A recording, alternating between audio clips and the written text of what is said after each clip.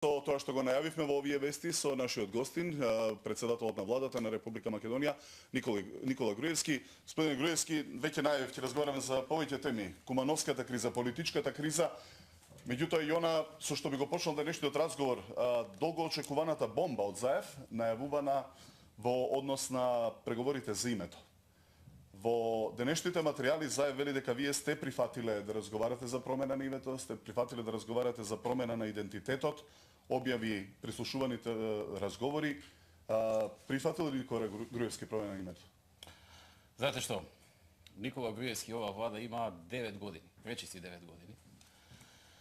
Доколку сака да го променат името, да го направат. Но очигледно тоа до сега не е сторено. Името е тоа што беше и пред 9 години. Напротив, СДСМ е таа што го смени името.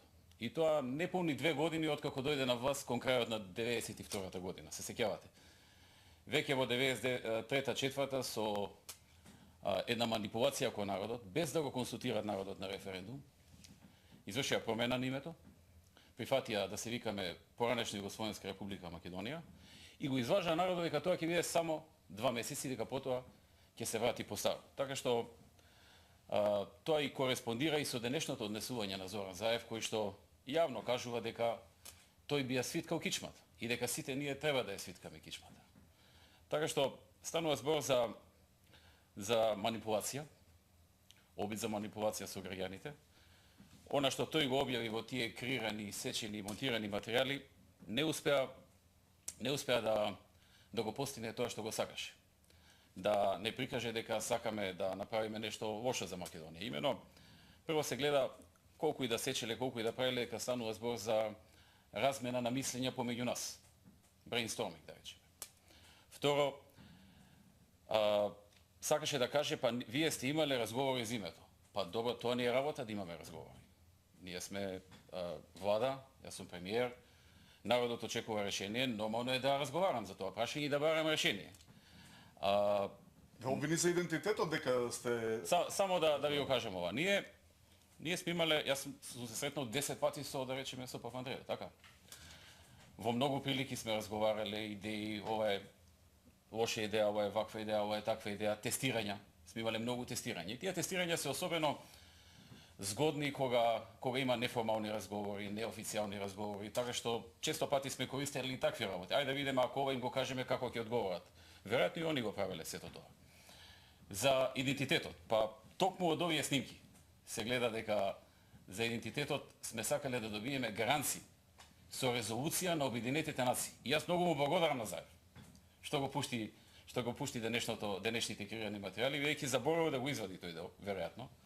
Каде што се слуша гласот на Јолевски кој што кажува дека побарал и барал да ни се гарантира идентитетот со резолуција на Обединетите нации. Така што тој аспект не знам што да додам повеќе. Секој еден кој што внимателно ќе ги слушне овие разговори ќе види дека нашиот преговарач јасно кажува дека побарал од господинот Нимиц во било каква варијанта, решение и слично, со резолуција на Обединетите нации, на Совет за безбедност, да биде гарантиран нашиот идентитет. Патем речено се гледа и во неколку наврати дека потврдуваме дека ништо не би поминало кај нас без референдум. Значи тоа што јавно го говориме дека референдум мора да има, доколку било што политичарите договорат, токму во овие колку и да ги креирал материјали, не можел да го извади тоа, дека 5-6 пати кажуваме, а на референдум вака, на референдум така и така натаму.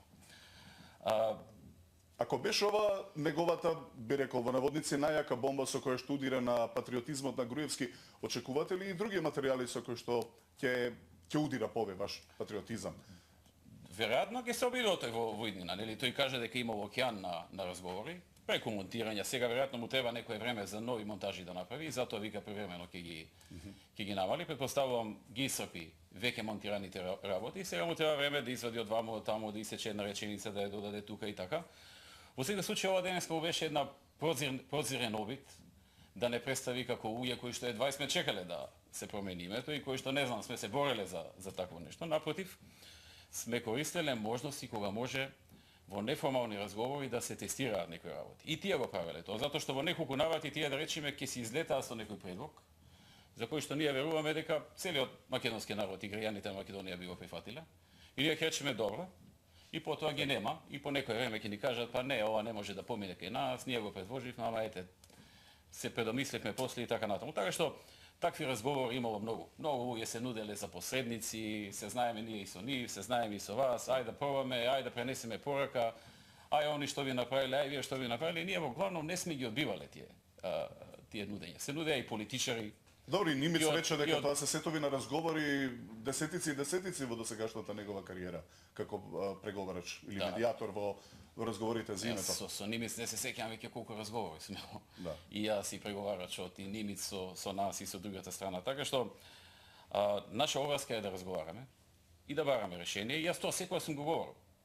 Ние правиме максимум да најдеме решение, да најдеме компромис, кој што компромис би бил прифатлив за мнозинството македонски народ и граѓани на Република Македонија. Така што немам никакво сапување од тоа што сум го кажал. Тоа е тоа. Пред малку добивме информација дека полицијата од двете главни улици во Куманово се повлекла и дека Куманово е слободна за сообраќај.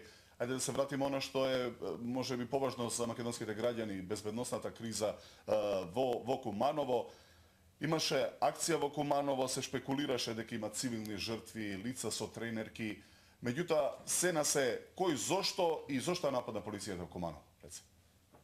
Полицијата во Куманово беше нападната од криминално-терористичка група, чии што водичи дојдоа од Косово и кои што очигледно имаа за цел дестабилизација на Македонија и правење штета на Македонија и на нејзините граѓани. Правење економска штета, правење на политичка штета и така натаму и така натаму. Сите понатамошни детали се во истрага. Обвинителството и судот ја превземаа работата. Има голем број на луѓе терористи кои се предадоа и кои што во овие денови, во наредните денови и недели ќе бидат како предмет на истрага. Тоа е добро, од тој аспект што имаме предадени со кои што може да се работи.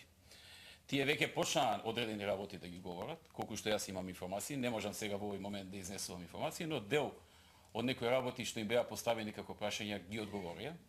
Едно од работите што веќе го кажа е каде се наоѓа оружјето што беше запленето во Гошице. Се најде оружјето, бидејќи тие ни го кажа, се врати оружјето таму каде што му е местото, во Министерството за внатрешни работи. Така што се работеше за веројатно најсилната криминално-терористичка група во Косово. Се работеше за озлогласени бандити, за кои што подолг период имавме информации дека разговараат, размислуваат, споделуваат мислења со други луѓе, дека можеби би дошле во Македонија да направат некој проблем. Меѓутоа тие беа на друга територија. Ние не можеме ништо да направиме на Политички територијата проблем на Косово. да направат? Не, да направат терористичка акција, како што направија. Ние, бидејќи беа на туѓа територија, таквите информации ги споделувавме со сите страни кои што може да помогнат, вклучувајќи и косовските власти, вклучувајќи и големите сили и други држави во Европа, од кои што очекувавме да помогнат, бидејќи Косово се уште е територија на која што меѓународната заедница има и формален мандат да работи, односно да делува. Но за жал тоа не се случи, тие останаа на слобода, иако најголемиот дел од нив се веќе осудени за многу кривични дела и се во бегство. Се бараат со потерници и така натаму, но тие не беа уапсени. И некаде на почетокот на мај, како што знаете, во предвечерието на ова што се случи, таа група влезе во Република Македонија, зашто веднаш по нејзиното пристигнување во Куманово, на почеток беа во Куманово и во Отлја, потоа се споја во Куманово. Полицијата доби разузнавачка информација дека пристигнале и веднаш почна да го подготвува планот. Како ќе влезе, каде ќе влезе, со извидница праќање преходно добро да се обсервира теренот, да се знае од каде да се пристапи. Подготвување на операцијата од секаков стручен аспект, како сето тоа да се случи. И токму во моментот, кога овие две групи се споја, тоа е една група, но беа поделени едните во Отлја, другите во Куманово. Во моментот кога тие две групи се споја во Куманово, тогаш полицијата донесе одлука дека е најдобро тогаш да се действува, затоа што кога се поделени е понезгодно. Се делат и нашите сили. Кога се заедно е позгодно, може да се опковат и да се оди чекор по чекор чистење на куќите, чистење во смисла една по една куќа да се освојува и да се дојде до нив.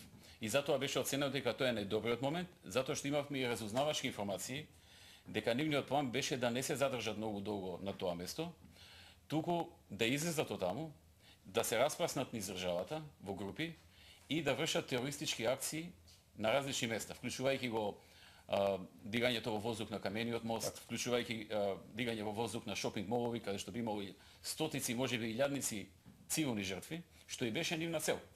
И токму тоа беше правиот момент, кога тие се споја во 3-4 куќи во едно мало реонче, во таа насоба, дива насоба, пред да заминат да се распрескаат. И мислам дека беше одлична проценка на старешините во Министерството за внатрешни работи. Но еве и на денот на акцијата имаше и многу шпекулации во известувањата, терористи во тренерки и патики, велеа, жртви меѓу цивилното население, она што најмногу боли, велеа, жени и деца, велеа дека преговарате со терористите. Значи вака, прво имаше многу дезинформации. И тоа не беа случаи.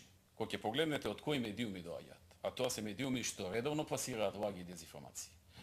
Кога ќе погледнете дека после тоа тие не се осврнаа на тоа, да се извинеа барем, да кажеа нема ни цивилно жртви, нема ни убиено девојче, нема ни жени во тренерки терористи, ни ништо, ајде ќе речевте некој ги извачал, па еве се извинија. Не, тие си продолжија приказна, како ништо да не каже преходно. Значи, се работи за пропагандна војна. На денот на акцијата на безбедносните сили, некој сакаше да создаде немир меѓу народот, и меѓу македонците и меѓу албанците. Некој сакаше да ги поттикне граѓаните на Македонија да одат и да им пружат помош на терористите. Тоа е вистината. Тоа е вистината. Го правеа тоа медиуми и однатре, го правеа тоа медиуми и однадвор. Да се разбереме. Тоа е тоа. Но на крајот се виде, ниту цивилна жртва има убиена, ниту повредена нема цивилна жртва. Денеска еве слушнавме 33-та бомба. Заев рече по првото објавување за 3 дена ќе си поднесе оставка. 33 сетови на прислушувани разговори. Вие се уште не сте поднеле оставка и имате само тројца министри кои што си дадоа односно двајца министри и директорот на УБК. До кога мислите дека овој пристап ќе функционира и до кога ќе се бара оставка? Прво вака. Јас имам добиено мандат од граѓаните на Република Македонија на регуларни, фер и слободни избори. Пред само една година. Јас таа доверба ја почитувам и ќе продолжам да ја почитувам. Оставка немам намера да дадам. Ниту пак прифаќање на преодна влада. Тоа јасно сум го кажал и јасно ќе го потврдам. Јас наспроти тоа имам обврска да се справам со ова што го прави Заев, да се најде решение, да се смират состојбите во Македонија и Македонија да продолжи да оди напред. И тоа ќе биде. Колку и да Заев со оние негови сценаристи кои што му ги дале креираните материјали, за кои што тој самиот 5 пати ми кажа во нашите разговори дека станува збор за странска разузнавачка служба, за кој што самиот кажа дека ги добил од надвор, што значи дека е свесен дека некој од надвор ни го креира целото сценарио, а тоа е само инструмент кој што гледа некој личен интерес од целата работа. Така што во една таква ситуација јас да се повлекувам би било кукавички чин. Не, јас напротив, треба да се соочам со нападот кој што е извршен врз нас. Да го одвратам тој напад и заедно со сите мои соработници и со народот во Македонија, со граѓаните во Македонија, да покажеме дека не може Македонија да биде на ваков начин нападната и потлекната. Не, Македонија покажува и ќе покаже црстина. Како што покажаа нашите безбедносни сили во Куманово, каде што во одлучна акција, со многу голема храброст и одлучност, се одврати најсериозната терористичка банда во југоисточна Европа. И така што тоа е тоа. Так. Вели финалето зајавили следи утре. Значи за утре е најавен масовен протест организиран од страна на опозицијата, здруженија невладини и така натаму, а за ден потоа на 18 е најавен голем сенароден собир во организација на владачките партии, здруженија невладини и така натаму и така натаму. Пред неколку дена прв пат седнавте на заедничка маса со цел да се релаксира состојбата и повторно најавивте нова средба веќе во понеделник. Можно ли е овие два големи собири на македонски граѓани да предизвикаат нова не само политичка, туку и безбедносна криза? Благодарам на прашањето, но ако дозволите за вториот дел од вашето претходно прашање не одговорив, а тоа е оставките.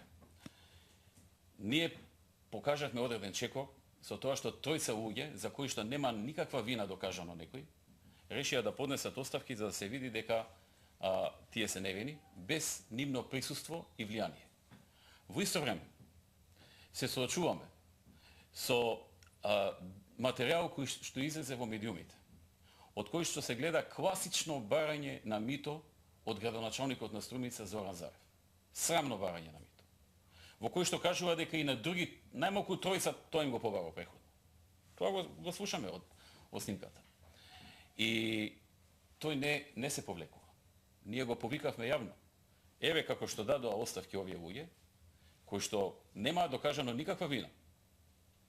Но за да остават процесот да се води без нивно влијание, направи го тоа и ти. Тој не го прави тоа. А тој може да има влијание на сведоците. Дефинитивно може да има влијание на сведоците. Може да го повтори делото. И може да направи многу други работи, за да ја затешка работата, и затоа сака да остане на таа позиција. Да беше чист, како што самиот кажува, во овој криминален чин, тој ќе се повлечеше како што тоа го направија другите тројца, кои што знаат дека се чисти и затоа се повлекува. Мислите дека нема да се повлече покрај толку злоупотреби, објавени материјали каде што се очигледен криминал од страна на негова страна? Па тој тоа го изјави дека не се повлекува. Да сакаше ќе се повлечеше, има доволно денови што помина, тој наспроти тоа продолжува со неговата агенда. Значи не планира да се повлекува. Утре значи голем протест на за протестот. опозицијата, така тие најавија дека нема да се повлекуваат се додека вие не си дадете оставка. Во понеделник веќе има масовен народен собир. Дали е можно не само како што реков политичка криза, незино проширување, тука да се јави и повторно безбедносна криза и судар на македонските граѓани? Веројатно тоа некому му е цел. Јас на разговорите што ги имавме пред некој ден во клубот на пратеници, односно Никола Поповски кој што седеше до мене, го замоли господинот Заев ако може во понеделник тие што планира да ги остави во шатори на неколку часа да се дислоцираат, бидејќи и ние таму го имавме планирано протестот. За да има споредба. Колку народ ќе дојде да ја подржи неговата криминална кауза, колку народ ќе дојде на овој собир за поддршка на Македонија, каде што ВМРО ДПМН застанува на чело. Тој тоа го одби и кажа дека нема да ги повлече луѓето, заради што ние ќе извршиме промена на нашата локација, за која што дополнително ќе се соопшти. Така што, по тоа гледам, дека човекот сака да дојде до суди, сака да има проблеми. За во тие проблеми, во тој хаос што би се создал, кога би се судиле граѓани, тој да најде начин како да се извлече од сите незаконски и криминални работи што ги има направено. Тоа нема да му го дозволиме. Ние нема да однесеме таму народ за да дојде до закрвување и до меѓусебни физички пресметки. Но ќе покажеме со целиот народ што ќе дојде дека оваа држава има народ со крената кичма. Дека оваа држава нема да дозволи некој однадвор со еден инструмент и полтрон на нечии интереси да ја руши државата, да руши легитимно избрана власт и да спроведува туги сценари. Протестите ќе бидат мирни, што се однесува до протестот, односно собирот за поддршка на Македонија што го прави ВМРО ДПМН и коалиционите партнери и други кои што не поддржа, ќе бидат ненасилни. Јас се надевам дека тоа ќе биде и со протестот во недела, утре, на 17 од страна на Социјалдемократскиот сојуз, кој што се крие за разни здруженија, невладени и така натаму, што уште толку создава сомнеж дека можеби планирале нешто, можеби планирале па нема да го остварат, можеби ќе го остварат, ќе видиме. Планирале нешто, па затоа не застанаа на чело. Официјално тие да се организаторот. Зошто тие не се организатори? Зошто се кријат за невладени организации, кои што се финансирани од Сорос и неговите институции? Како и да е, и на едниот, и на другиот начин, нема да се дозволи насилство. Ако пак тие направат некакво насилство, ќе бидат соодветно пресретнати и ќе им биде соодветно одговорено согласно демократските принципи како што е во секоја демократска држава и согласно уставот и законите на Република Македонија. Еве за крај, има ли решение за политичката криза? Заев реше дека пасошот му е вратен за уште една средба во Страсбур, што треба да имате, веќе во понеделник треба да имате уште една лидерска средба. Има ли решение за политичката криза? Решение мора да се најде и тоа мора да биде одраз на волјата на народот и на граѓаните на Република Македонија. На нивната волја изразена на последните избори. Решение мора да се најде и тоа не смее да биде по насилен пат, како што може би некој планирал. И решение ќе се најде. Македонија ќе излезе уште поцврста од оваа криза, со многу поуки и ќе чекори напред уште посилно од колку пред ова.